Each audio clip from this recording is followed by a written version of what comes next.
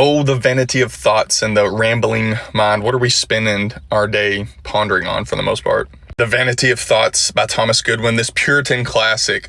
If you want a slap in the face, this is the one to go to. I love this. Listen to this. A naturally pleasure-loving individual who lacks the means to indulge themselves will still find satisfaction in thoughts of the various delights they would enjoy. Create a menu for themselves, imagining the perfect concoction of pleasure and the ingredients that they would include. The vengeful person who lacks the means to exact vengeance will still find pleasure in vengeful thoughts and wishes, engaging in invectives and attacks against the one they despise when they are not present. A person in love will court their beloved in their imagination even when they are absent, crafting elaborate speeches to express their feelings. Regardless of a person's inclinations or the unlikelihood of their desires coming to fruition, they reveal their true selves through their fantasies and their thoughts. They depict in their own minds everything they long to be. They draw maps of their desires, calculating their own aspirations, carving out an ideal life that fills their heart and brings them pleasure. There is no surer way to discern a person's natural inclination than through these thoughts and imaginations. This is my favorite part. This is hilarious. Firstly, this is as foolish as any other folly, resembling the behavior of children. He says, isn't it childish to make clay pies and puppets? What else are such fantasies? And to play the roles of ladies and mistresses like children do? Yet, such childishness exists in the hearts of adults. Do you see what he's saying? It's like you see this cool car go by. It's convertible. The dude looks awesome. So the rest of your day, you're just contemplating, if I bought that car, or if I had the money to buy that car, and then you're just picturing yourself on the coast of California with the top down, and you're just riding along. Everybody thinks you're cool. So you're just like envisioning that whole situation. It's literally like kids sitting in the floor with little toys and they're creating their own little scene. Secondly, it is also a vanity because a person sets their heart on what does not exist. The things themselves do not exist, even if a person were to possess them. But to derive pleasure from mere suppositions is even worse. You see that social media post of that awesome beach in Italy. So you just waste your day thinking about you in an awesome suit and a cool shirt and a nice little drink, your Ray-Bans on, and you just waste your day thinking about it. It's like, you should just go ahead and book the trip. It's honestly more embarrassing that you're just wasting your day thinking about it. Thirdly, this indicates a profound discontentment of the mind when individuals in their own thoughts place themselves in a different condition than what God has ordained for them. Ecclesiastes, better is the sight of the eyes than the wandering of the desire. This is John Gill's commentary. In regards to the sight of the eyes, he says, this is the enjoyment of present mercies, such things as a man is in the possession of, and with which he should be content.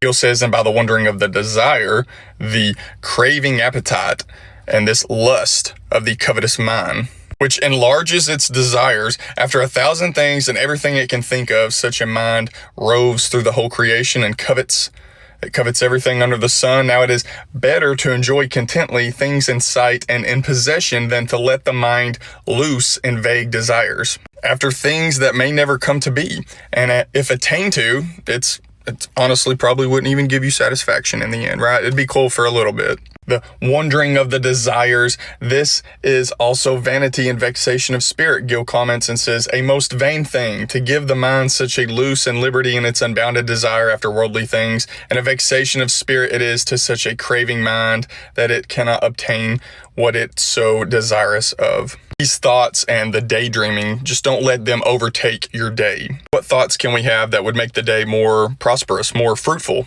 Psalm 104, verse 34, my meditation of him shall be sweet. I think for much of us, especially in America, we're always go, go, go. And kind of Spurgeon here talks about, we go throughout the day and we're just going, and we never stop and take the time to ponder and meditate on eternal things. So maybe you're meditating too much on material things that won't bring you satisfaction and you just lust after those things. Or maybe your day is way too busy and you don't really stop at all. Talks about setting a time to ponder the weighty matters of eternity. Spurgeon says, if you equally knew how to count the great profit of meditation, you would deem it a positive gain to yourselves to spend some time therein, for meditation is most profitable to the spirit. This is good. He is not the best student who reads the most books, but he who meditates the most upon them. those who take on reading the most volumes and writing the most volumes down, but he who little by little, they ponder on these things, they meditate on them, they digest what they read, and then they draw it, they apply it to themselves. Like when he talks about just looking around you, he says, just stop for a second, look at God's bright stars and count those eyes of heaven. Or even this, sit down and look within yourself, count the pulses of your own heart and examine the emotions of your own breast. He says, it is well to muse upon heaven. He says, if you like to think about what is to come, look into the prophetic future, turn over the mystic page and study the sacred visions recorded in the book of Daniel and the book of Revelation. He says, meditation is the machine in which the raw material of knowledge is converted to the best uses. He says, by reading and the research of these things, we gather the grapes, but it is by meditation that we press out those grapes and obtain the wine.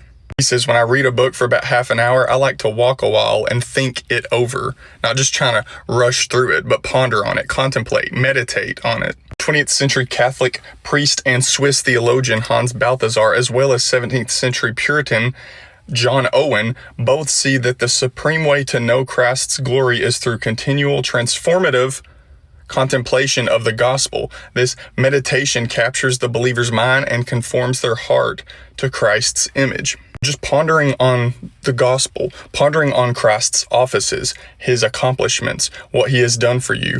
Michael Reeves, commenting on John Owen's understanding on his work, The Glory of Christ, he says that it is not that we look, we get some sense of what Christ is like, and then go away and strain to make ourselves similar to that. We strain to be like Christ, but rather, he says, we become like him through the very looking. He says the very sight of him is a transforming thing. For now, contemplating him by faith, that is that beatific vision now, that is the vision of him now, we begin to be transformed into his likeness by contemplating him by faith. So sometimes we can just waste our day in the vanity of thoughts and contemplating material things that won't actually satisfy us and won't actually ever happen. So instead, let's put some time back today to ponder and meditate on maybe what we read that morning, or let's just think about Christ and what he accomplished. Let's think of him and his offices and the gospel. Let's stop for a minute and look around us at the sun rising up in the morning or the stars at night and think about God and his glory. Regards to beauty as objective,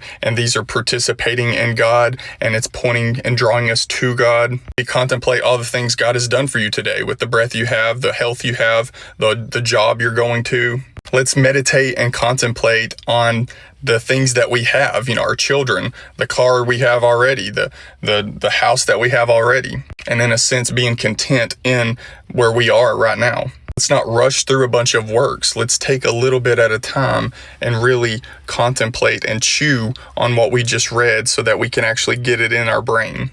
End with a quote by John Owen. The light of the sun comes to us by its beams. By its beams we see the sun, and by its beams the sun touches us. Jesus Christ is the beam of his Father's love, and through him the Father's love reaches down and touches us. By Christ also we see and experience and are led up to the Father's love.